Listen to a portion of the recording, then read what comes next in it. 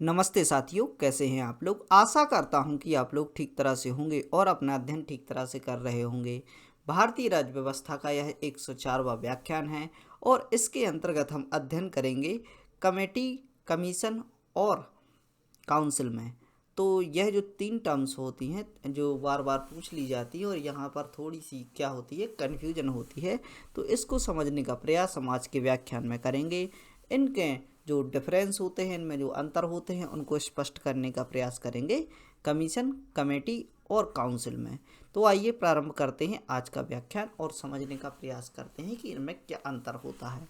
सबसे पहले हम देख सकते हैं कि काउंसिल की यदि हम बात करें तो यहाँ पर जनता के चुने हुए सदस्यों को शामिल करके बनाया जाता है। जो काउंसिल बनती है वह जनता के जो सदस्य होते हैं, मान लो क्या होता है कि आपके जो प्रतिनिधि होते हैं, मान लो आपके एमएलए हुए, यानी जो कि राज्य से निकल कर आते हैं।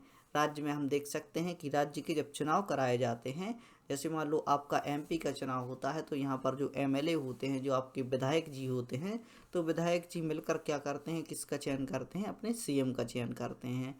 और यहाँ पर हम देख सकते हैं सीएम के द्वारा इनको लीड किया जाता है। तो हम देख सकते हैं कि ऐसे ही जो प्रतिनिधि होते हैं, जैसे कि हमारे यहाँ पर जिनको जनता द्वारा सीधे तौर पर चुना जाता है, जो विधायक होते हैं, जो सांसद होते हैं, उन्हीं के द्वारा क्या किया जाता है, क्या काउंसिल बनाई जाती है। सामान्यतः इनके सदस्यों को मतदान के माध्यम से ही चुना जाता है। तो हम देख सकते हैं कि जिनको मतदान के माध्यम से चुना जाता है वही व्यक्ति काउंसिल में जाकर बैठते हैं। इनका समय काल निश्चित होता है। उदाहरण के लिए संसद, तो हम देख सकते हैं कि 5 वर्ष का जो समय काल होता है, जैसे ही वह अपनी सदस्यता खो देते हैं तो काउंसिल भी यहाँ पर, काउंसिल के सदस्य भी वह नहीं रहते। यह जनता से सीधे तौर पर जुड़े होते हैं। सीधे तौर पर जुड़े होने का तात्पर्य यह है कि जनता द्वारा इन्हें चुना जाता है और चुने हुए सदस्यों के द्वारा ही काउंसिल तैयार की जाती है।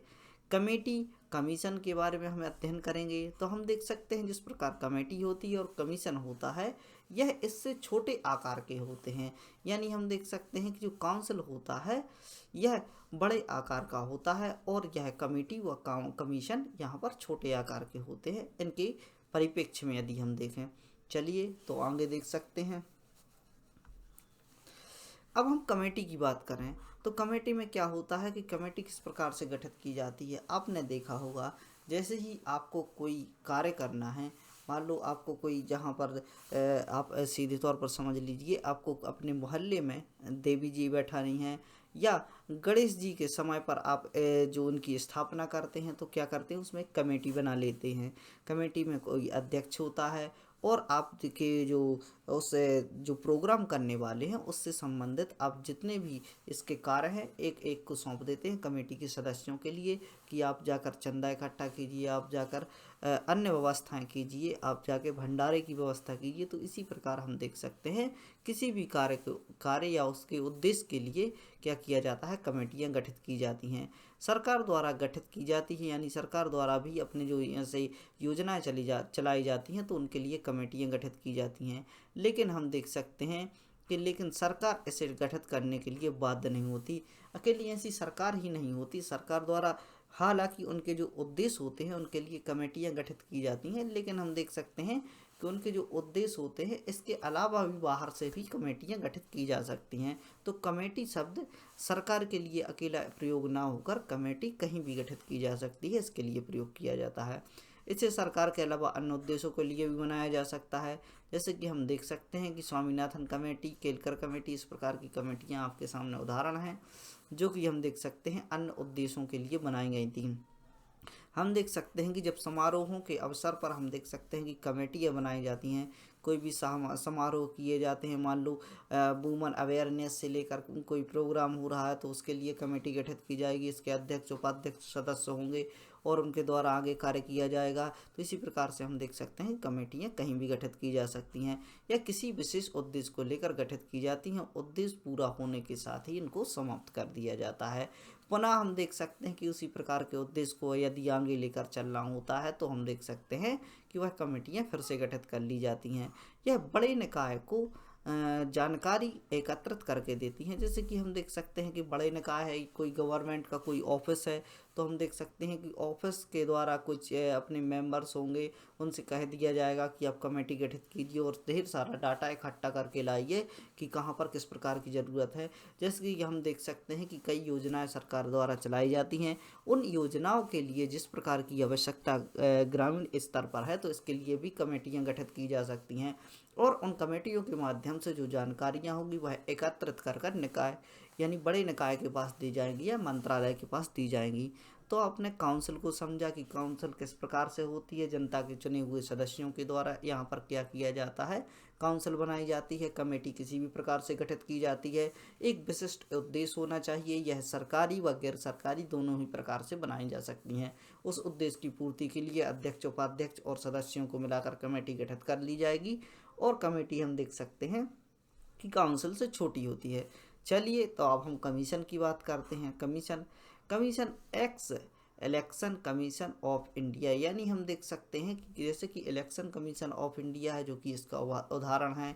आपने साइमन कमीशन का भी इतिहास में नाम सुना होगा कि साइमन कमीशन जो कि जिसमें आपने देखा होगा कि इसका भारत में विरोध किया जा रहा था। तो कमीशन क्या हो रहा था, भारतीयों के लिए क्या किया जा रहा था, एक खाका तैयार करके ला रहे थे जो भारत को क्या दे रहे थे, डोमिनियन स्टेट या कुछ यहाँ की जो मांगे हुआ करती थी, जो यहाँ के मंत्रियों के द्वारा उठाई जा रही थी, उनको पूरा करने के लिए एक कमीशन गठित किया गया।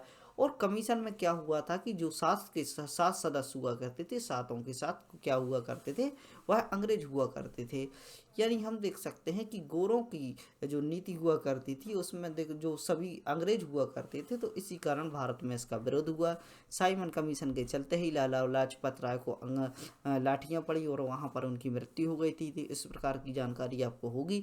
तो इस प्रकार से आप देख सकते हैं कि कमीशन की एक रूपरेखा आपके दिमाग में होगी कि किस प्रकार से होते हैं। यह सरकार द्वारा गठित किया जाता है, जनता का इसमें कोई हस्तक्षेप नहीं होता। जिस प्रकार की हम देख सकते हैं कि जनता ने ना तो उन सदस्यों के लिए चुना था, उल्टा क्या कर रही थी, जनता उनका विरोध कर रही थी। तो सरकार के द्वारा कोई भी ऐसा उद्देश्य होता है या कोई भी कार्य करना होता तो इसके लिए सरकार द्वारा ही कुछ अपने सदस्यों को मिलाकर कमीशन गठित कर दिए जाते हैं और उस कमीशन के द्वारा फैसले सुनाए जाते हैं। सरकार द्वारा इन्हें नियुक्त तथा चिन्हित भी किया जाता है। तो हम देख सकते हैं इनकी नियुक्ति तथा चिन्हित करना यानी इनको खोजना यानी मार्क करना किसी प्रकार के से ये व्यक्ति कमीशन में बैठेंगे, तो हम देख सकते हैं यहाँ पर गवर्नमेंट की प्रेजेंस होती है। अब हम देख सकते हैं मेडिकल काउंसिल ऑफ इंडिया। तो हम देख सकते हैं कि क्या क्या यहाँ पर कहानी थी।